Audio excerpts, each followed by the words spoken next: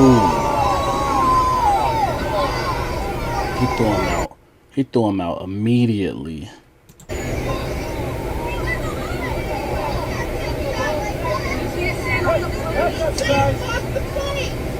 The mom said you can't block the play. These moms out here are crazy. Let's go back. Okay, so you'll see right here, fully committed. He goes down, and oh, poor kid. He goes sideways with his neck and head. That is whiplash. Wow. Oh, that's poor kid. Poor kid. This kid is pretty big for his age group. This kid's a little small. But good call by the umpire immediately, being the authority and throwing him out. But what I would like to talk about in this video is everyone's going to point the finger at this kid right here and say, you are wrong, that wasn't right. And what I would like to talk about is a different opinion from what everyone else is talking about. Everyone talks about that player and they point the finger at him.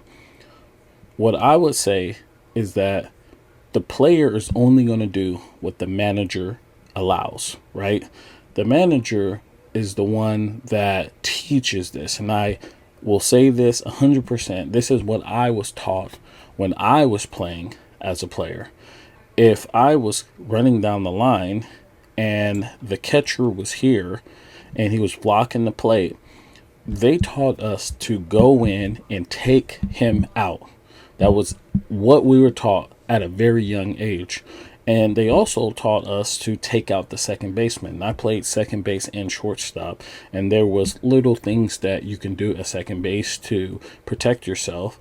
One, you could go in front of the bag, or you can go behind the bag, right? And if you couldn't do any of those things, another way you could protect yourself is by throwing sidearm in the lane, right? And if the guy was running, it would force him to get down early, because if it didn't, it would come right at his face, and it would hit him in the face. So you can do little things to protect yourself, but this is what the game is.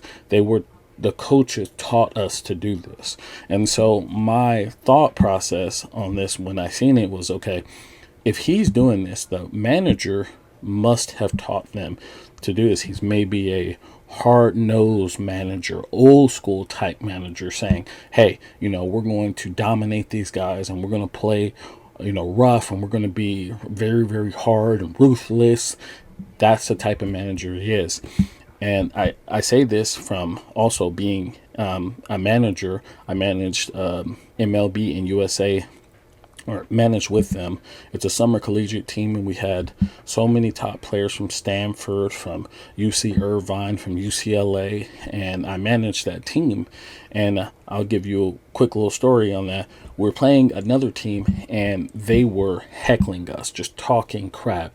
It got so bad that one of the players that was on my team, he was walking up to the plate, and they were yelling, oink, oink, pig, from the bullpen. They were yelling so much crazy things out of their dugout and their bullpen, and their manager did not say anything to them.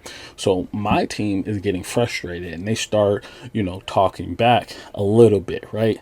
So I called everybody into the dugout, the pitchers and the players, and I say to them, you are not going to say anything back to them. And if I hear you guys heckling back, I'm going to take you out of the game. And the reason why I say this, because I told them, I was like, your job here isn't to get in a fight. If we start chirping with them and then they start chirping back and we accidentally hit a guy or they accidentally hit us, then we're going to think it's on purpose and it's going to lead to a fight. And this is summer baseball. It's supposed to be fun, and you're supposed to work hard to get better. So I tell them this, and I told them straight up, I said, hey, if I hear anything out of you, I'm taking you out of the game. You're not going to play. I'm just going to throw you out, put someone else in there. And so the other teams just heckling, talking crap, and we're getting frustrated because we're down, we're losing. They had a good pitcher in, and he was just carving us up, right? Well, we end up coming back and winning that game. We walked them off, right? And it was a very intense game, and we end up winning in the last inning, walking them off. And the rest of the game, the rest of the year, other teams would talk crap and we wouldn't, and we would just handle it on the field with our bats, with our gloves, and pitching, right? That was the way we responded back to them.